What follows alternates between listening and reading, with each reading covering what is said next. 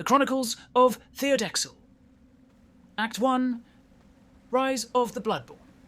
A vampire awakens, frail, starved, and confused, in a strange new land called Vardarin.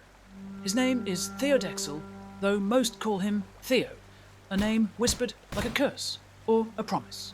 His purpose is clear, even if his past is not. Uncover the source of his exile, master ancient magics, and reclaim his rightful dominion over a fractured vampire realm. Clawing his way through a haunted cemetery, Theo faced off against restless skeletons, fashioning crude armor and weapons from their shattered bones. A brief encounter with another fledgling, who offered more of a love tap than a greeting, reminded him this land was both shared and hostile. Amid the tombstones, he discovered his first magical ability. The power surged through his veins like wildfire, and he smiled. Venturing out, he found a horse and an unclaimed plot of land. With bone tools in hand, he cleared the woods to build his first sanctuary. Less a castle, more a coffin with ambition. But it kept the sun off his pale skin, and that was enough. For now. Feeling bold, Theo set out to hunt the famed alpha wolf. Along the way, he stumbled into a brawl. Vampires clashing with the brutish armourer, Grayson. Theo joined in, and once the blood had dried, the group feasted together, laughing as they absorbed Grayson's strength. But camaraderie was fleeting in Vardarin. For not long after, he was ambushed and slaughtered by Lula, a sadistic vampire known for jewelry theft and terrible manners. But Theo wasn't one to pout. He rallied allies, returned the favour, and sent Lula scurrying like a scalded rat. Victory tasted sweet, almost as sweet as Lula's stolen loot.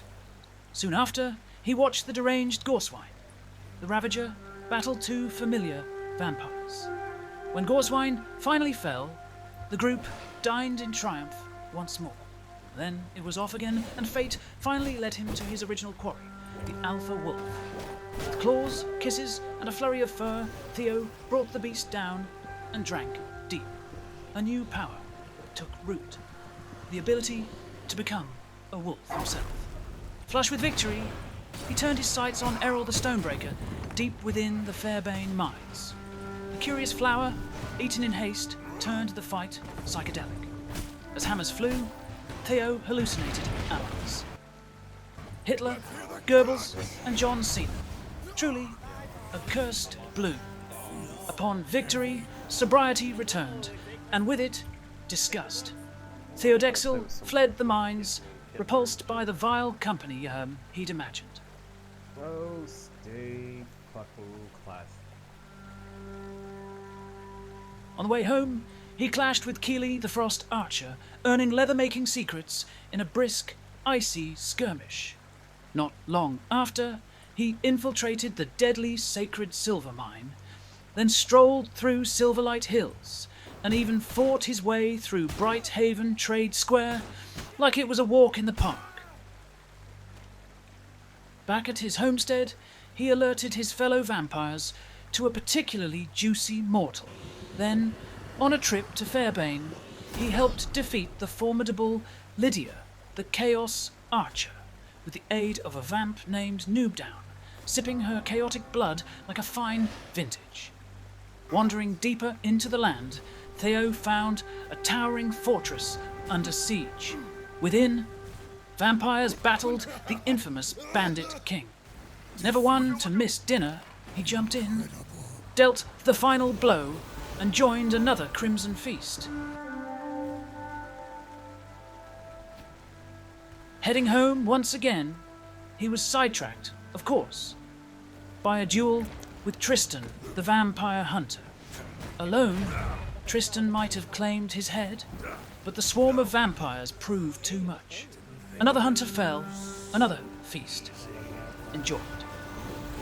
Finally, a call went out. A Silverlight carriage raid. Theodexil joined the ambush, split the spoils, and finally made it home.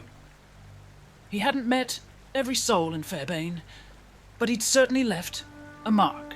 And so ends Act 1 of Theodexil's tale.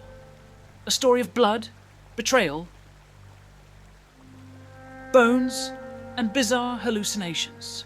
He rests now in his coffin, but only for a while. Act 2 approaches. Sharpen your fangs.